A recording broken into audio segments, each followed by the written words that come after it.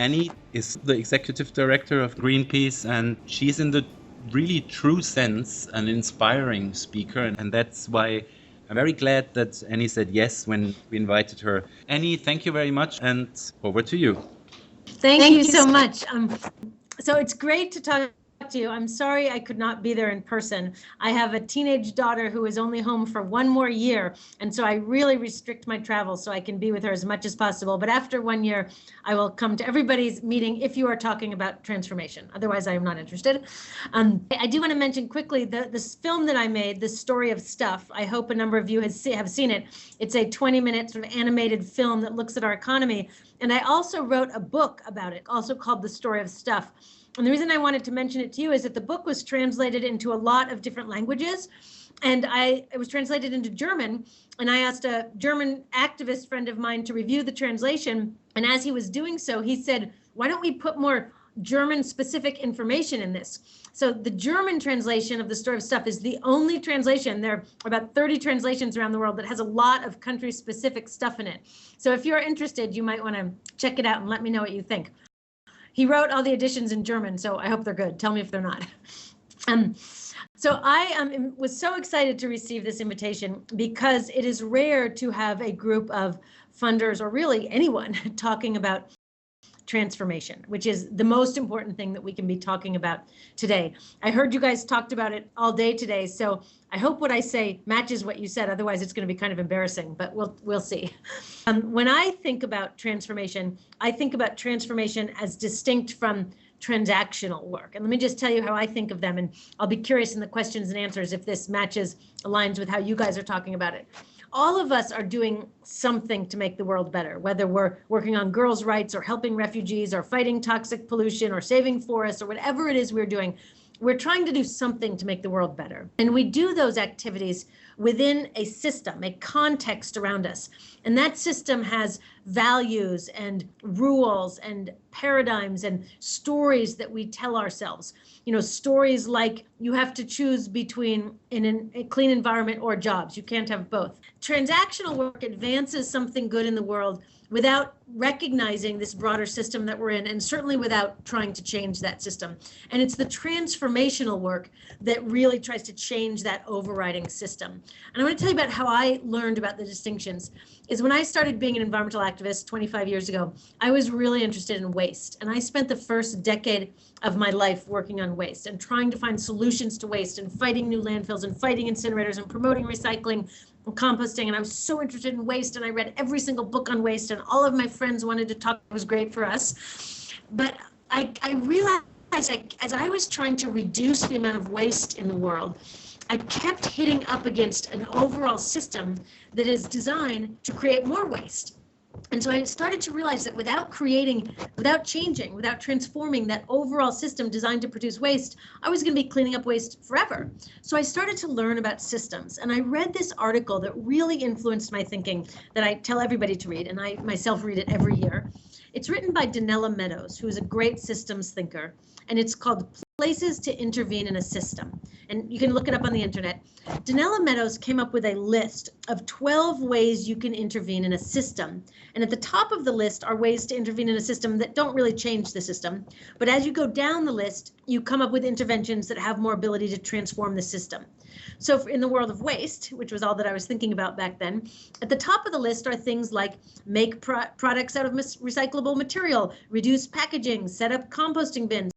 All of these things that are perfectly good things to do, and we should all do them, but they were never challenging the system that is designed to produce waste. So I started to realize if I didn't work transformationally, all of my work to reduce waste is going to be really, really hard, and it's never going to succeed. So I started looking down Donella Meadows' list of interventions. When you get to the kinds of interventions that have big potential to change the system, one is change the goal of the system. So that made me think about the system that I'm operating in is our economy, our materials and financial economy. What is the goal of that system? And the goal of that system is economic growth, or more highways, more oil drilling, more malls, more garbage, more packaging, more incinerators, more everything. The entire system is designed to reward these very things that are taking a toll on the planet. So I thought, okay, so I should change the goal of the system. and that would be transformative. The next one below that Donella Meadows lists is change the paradigm out of which the goal developed. I know those are very wonky words, and I don't normally say words like that, but I thought this was so interesting. And given your discussions today, I know you guys can handle those wonky words. So I started thinking about the paradigm out of which our goal developed. And the paradigm out of which the goal of more developed is this story that we tell ourselves that the highest good in the world is more economic growth, that money is what matters more than anything, is that economic activity and capital accumulation, that is the path to happiness and meaning in life. That's the paradigm out of which we derived the goal of more to design our entire economy. The entire system promotes more. So I started thinking about what would be a different goal and a different paradigm. And what if the goal of our system wasn't more, but it was better? What if our system was designed not to promote economic activity, but to promote health and strong communities and kindness and justice? When I thought about this distinction, I sort of distilled it down to, we have a choice between focusing on more or focusing on better. Now, I'm not going to talk about better because we all know about better, because that's what we're working on every day, is better schools, better health, better jobs, cleaner air, better equity and justice. We all know about better because that's what we're devoting our lives to. So I just want to talk a little bit about more, since the entire system is focused on more, and that's what we need to transform. The first thing people need to realize when we're talking about more is that more is not ecologically, biologically, or physically possible. It is simply not possible for us to gear our entire system towards increased economic growth forever, because we are bumping up against planetary limits. And that's important to realize, because it takes us out of that sort of ideological fight of which is better, a system on more or a system based on better, because a system based on more forever is just not possible. So we need to think of alternatives. The second thing I want to say about more is that challenging more as the goal of our system is actually really serious. When I use little words like more, it may sound simple, but actually, more describes a key aspect of our growth-obsessed modern capitalist economy. The word more is short for infinite economic growth and capital accumulation. So when we say we want to transform the goal of the system from more to better, really what we are doing is challenging capitalism as we know it to get today. And that's a big deal in a lot of places. My third thing about more is linked to that. Because challenging more is basically challenging capitalism, it can be hard, and in many places even dangerous, definitely unpopular to challenge.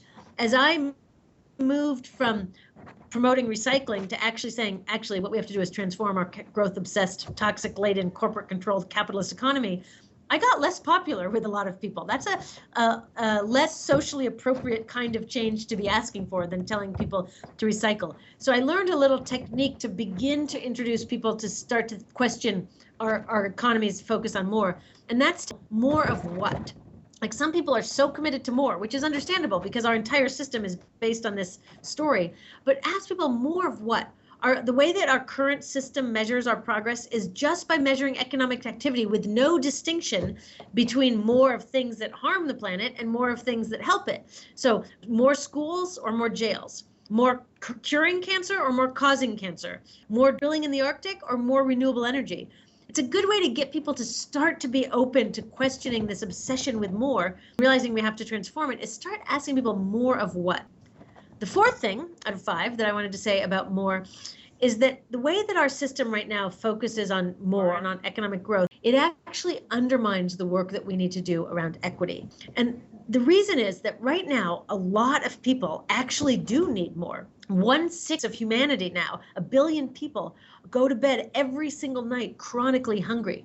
The inequality in the US is reaching obscene levels that we haven't seen for decades here. It's absolutely horrific what's happening. Many people absolutely rightfully are demanding more. And if we buy into this story that infinite economic growth is possible, when they demand more, the system says, sure, everybody will get more. The pie keeps growing. Stop complaining and keep working. But if we understand that we are bumping up against ecological limits, we see that the pie can't keep growing forever. So if we recognize that the pie can't grow forever, I hope you guys use that expression. That's an American expression. The pie keeps growing. It means everybody always gets more. If we admit that we can't always have more because we are bumping up against ecological limits, and there are limits to how much oil we can drill and trees we can cut down, and we also recognize that some people rightfully do need more, there's only one morally correct solution that leads us to, and that is that we have to share better. We have to redistribute wealth. The people who have access to way too much must share with the people who need more. And again, especially in my country, talking about redistribution, that can be a very challenging thing. But we have to talk about equity when we talk about the solutions to more. The last thing I want to say about more and about how our system is focused on more is about the relationship between more and better, that they weren't always at odds. I mean, today we really have to choose one path or the other. But earlier in our different countries' development, more did actually mean better. And in many places, more still does lead to better. If you don't have a roof on your head and a pair of shoes and a good book to read and access to a doctor, more actually can lead you to greater happiness. But in many places, like in both of our countries, the obsession with more and always getting more and more stuff and consumerism and capital accumulation and infinite growth is actually undermining better. So it's important to realize they used to be the same, and more used to be a vehicle for better. But at some point in a country's development, more begins to undermine better. More fossil fuel extraction no longer contributes to better. And we have to be aware of where that point is and realize, while some people need more, for others, more actually undermines better. But if we could change the story that we tell ourselves, if we could change the goal of the system that we're operating in from a focus to more to a focus on better, it would open the floodgates for the kind of solutions that we're all working on. So since you guys are all funders, I'm sure you're having really rich discussions about what funders can do to support this kind of transformation. And there's so many things that funders can do to support it. And one of the most important is keep having these discussions and get in this room and dig into this conversation. One thing you can do is to provide support for those activists who are willing to act transformationally. It is harder and in many ways more politically dangerous and more socially unpopular to call for transformative change. And so when I went from calling for recycling to calling for transformative change, I lost a lot of my funding support from people who felt nervous by what I was saying. And so sometimes it's scary for activists to call for transformational change. So if you let them know that there is support for those people who are willing to demand the bold, courageous kinds of things that we need right now, that's really important. Another thing is that when you're dealing with your grantees, make sure that they're evaluating their success, not just in quantifiable, quantitative metrics, but in the kind of bigger transformative change goals that we need today.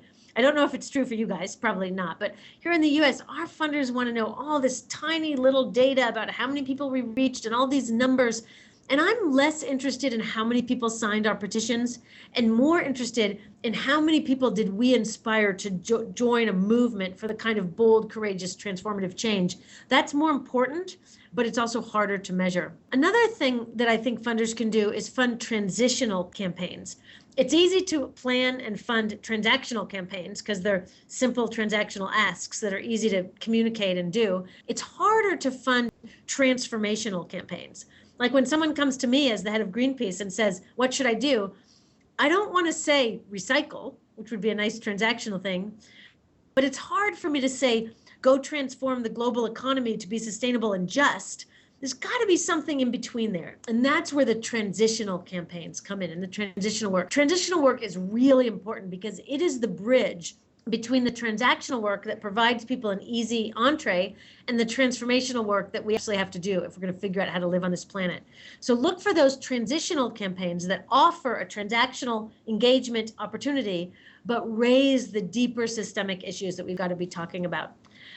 Another thing that funders can do is create a safe space for experimentation and failures. I recently read a book that had a great title. The book wasn't that good, but the title really got me to think.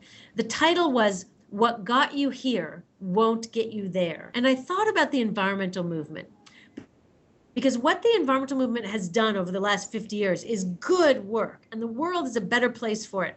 But if we did the exact same thing in the next 50 years, it's over. The planet will be done.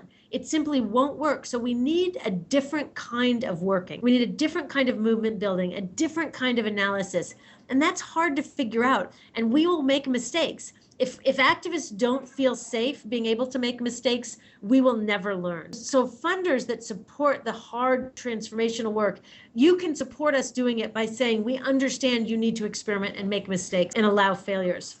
And then the last thing that funders can do, which I certainly hope all of you have done, and I understand you're going to be talking about later today, is that you can divest your assets from fossil fuels and then invest in a clean energy economy.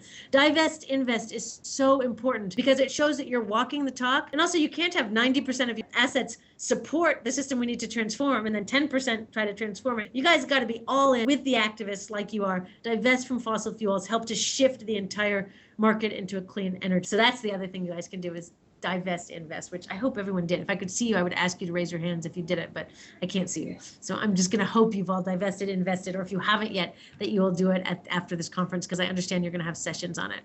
So those are some of my thoughts about transformational work, what needs to be done, why transformational work is so important, and what funders can do. And I'm super happy to hear your comments, questions, disagreements, challenges, anything. Thank you guys so much for having me.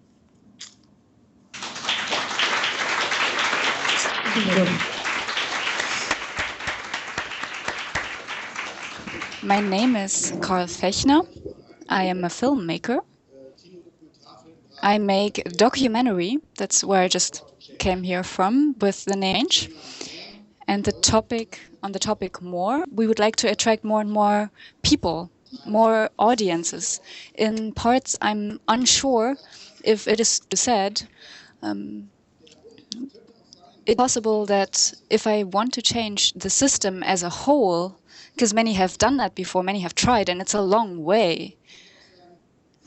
It could be, shouldn't we change the system from within? Then we wouldn't have this huge effort to change the whole system, but we change it from within and strengthen our forces of those who are starting out to create a better world, a more just world. A world with more renewable energies. That's also a quantitative aspect. So when you say change the system within, do you mean from working within government and working within business? Yes, of course. I mean from within the companies. Right. I know a few companies that want to grow and that I want to support and that I want to support with my movies. They also are aiming at a quantitative increase. Right. Yes, we should be working to change the system from within and without and above and below, from everywhere. We should be working to change the system. I think part of the decision about where we work from has to do with who we are and what we personally enjoy. So the people who are attracted to business, it is great. It is incredibly important to have allies that are working to change it within business. Same thing within government. Some people would prefer to organize young people or protest in the street. It doesn't really matter where we work as long as we are working somewhere and we're talking together and learning together to change the system. Within the United States, the way that our corporate law is set up is that corporations, public corporations, are required to maximize profit. That's the way that the law is set up. And so it's very hard to change the system from within if the law requires you to maximize profit. So for example, if you're a company that is polluting a river and it would cost you a lot of money to put in a filter, there are some people who say the law will not let you do that because you have to maximize profit. So within the existing system, there's only so far you can go within the system to make transformation unless you also have people outside of the system working together. So the best change is when people outside the system push, and we create the public movement, we create the public demand, we create the pressure, and then the people inside work to make change from there. And that's how it'll be most successful, is both working together. My name is Dieter Liemkuhl. I'm a doctor. And I am trying to motivate the doctors in Berlin to divest. So my question is, yes, system change, ecological change, and the time that we have. I would like to talk about the controversy. There is a book, Climate Change versus Capitalism by Naomi Klein. Mr. Huber from the Berlin Institute for a certain science institute says we don't have enough time to work on a different economic system. And then also an American economist also whose name I have forgotten, is that it's not going to be the capitalism, but it's our dependency from fossil fuels that's the problem. Sorry, I put it on mute when he was talking. You're saying that someone in Berlin is saying we don't have enough time to work on a new economic system? I would say the opposite is true, is we don't have the time not to work on a new economic system. That our current economic system is driving us towards an ecological cliff. The current economic system is stressing the planet's limits so much that the actual systems that support life are starting to erode. There's actually nothing more important than figuring out a different operating system for human society so that we can figure out how to live on this planet. It's true that the top priority within that is transitioning from fossil fuel to renewable energy. That we need to do immediately, but that's not enough. If we still have a system that rewards pollution, mining, cutting down forests, that rewards companies for using toxic chemicals and externalizing their costs, that allows massive exploitation of workers, that allows white people to be treated much better than brown-skinned people. I mean, there are still all these other problems. If we keep the exact same system, but power it with renewable energy, we have averted the most immediate threat on climate change, but we still have a lot of other problems. So I agree with Naomi Klein that let us take the urgency that this climate change moment provides us to figure out a better system overall that promotes health and community well-being and happiness instead of just economic growth and capital accumulation. Hi, my name is Toni. I'm half Greek. I'm activist. And I wanted to ask you, how can we fight the certain lifestyle? There's a battle between the cultures, and we are really at the edge of the mainstream, and we have to think about a way of how to bring this movement into the mainstream. For example, I see a big adversary of ours in the media and in this lifestyle industry and magazines and advertisement. So it's also a problem of mental pollution. Right. And I wanted to hear what you think about that, how we could work against that. I really love your video, The Story of Stuff, but what more can we do? Right. I think we need to work on 4 levels of our work. One thing we need to do is fight the bad stuff. That means fight the nuclear energy, fight the garbage incinerators, fight the commercial advertising. I'm glad you said mental pollution. It's not as bad where you are as where I live. Where I live, there are advertisements in schools. On the school buses, there are televisions and the children are watching advertising while they drive to school. It is crazy. We have advertising everywhere. So we need to fight that and restrict those advertisements. But there's so many things in the bad department. We have to fight the bad. The second thing we have to do is we have to build the good. If we want to tell people don't find your happiness out of cutting down forests and watching TV and buying a new cell phone every year, we have to build an alternative that makes them more happy and more healthy to show them the solutions. We can't only say shut down coal plants. We have to also say build solar. So we have to fight the bad. We have to build the good, change the rules. Right now, there are so many rules that make it easier to do the bad thing than the good thing. So we have to change the rules. And then most important is we have to change the story. So fight the bad, build the good, change the rules, and change the story. By change the story, what I mean is the stories that we tell ourselves as a society. And the stories we tell ourselves now are things like, you will be happier if you buy a new car, a new cell phone, a new house. You know, you watch these advertisements and you think that if you buy this dish soap, your husband will love you more. We tell these stories all the time that sort of train us to be active consumers. we need to start telling different stories.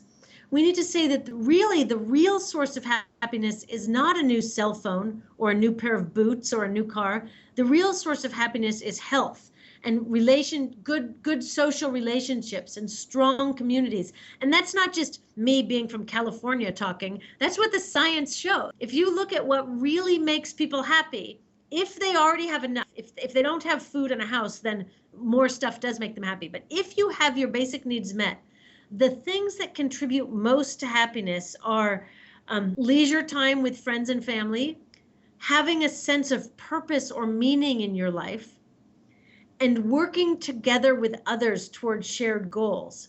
Those are what actually makes people happy. And the great thing is those are also what we need to build a better future. Those are the exact things we need to transform our world.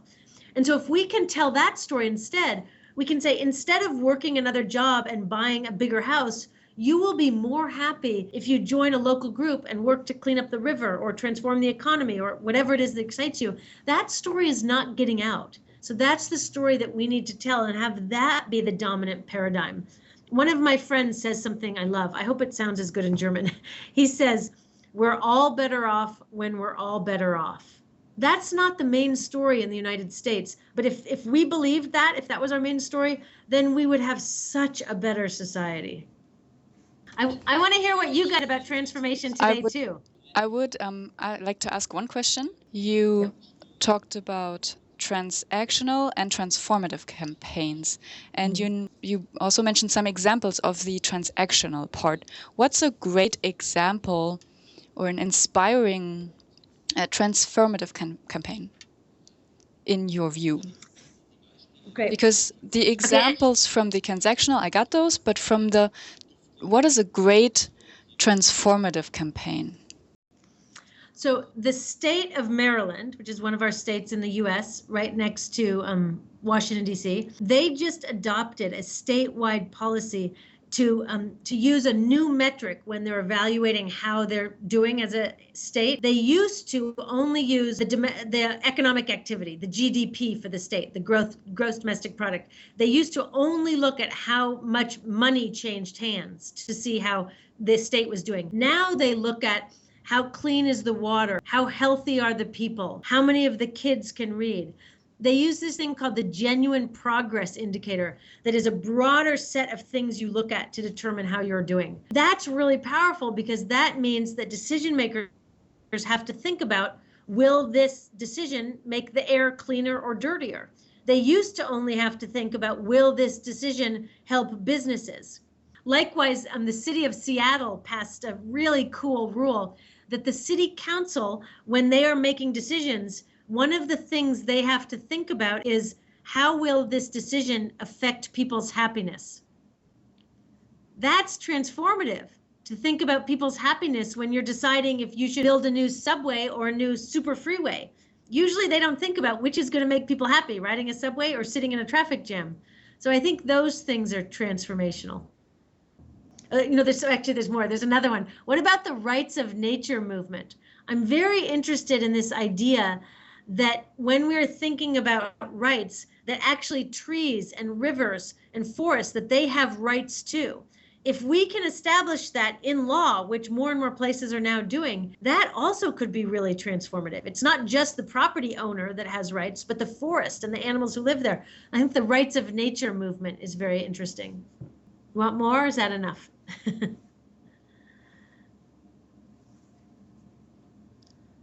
Now I have another question from the audience. Yes. For the transactional campaigns. So transactional campaigns are advance something within the current system, and they're not all bad. Sometimes transactional campaigns get disrespected like they're all bad. Some of them are very good. So here's an example of a good transactional work. The campaign to ban lead from gasoline. That was a very good thing to do.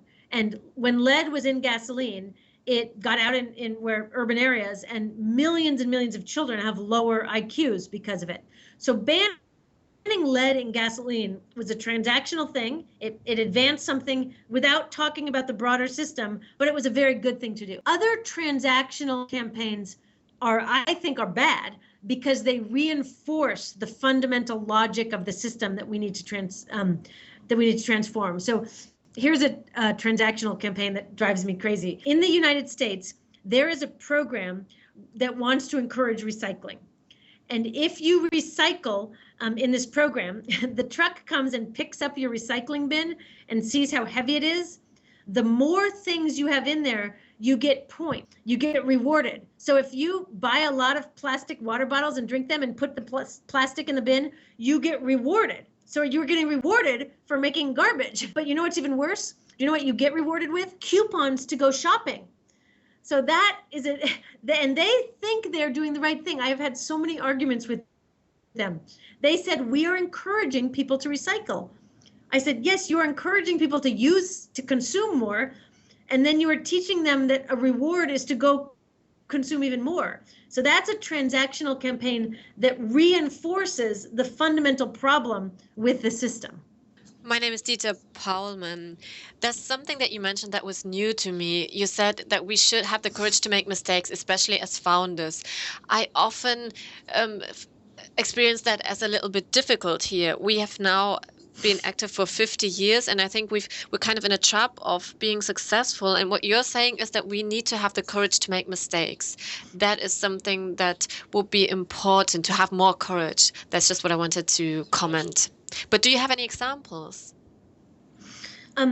Yes, I think that is very, very important, is the courage to make mistakes and to realize that a mistake is only a failure if you don't learn from it. If we are unwilling to make mistakes and fail, we will never learn because we will keep doing the safe thing over and over. I really learned about this in a different context, is that I am a very mediocre skier.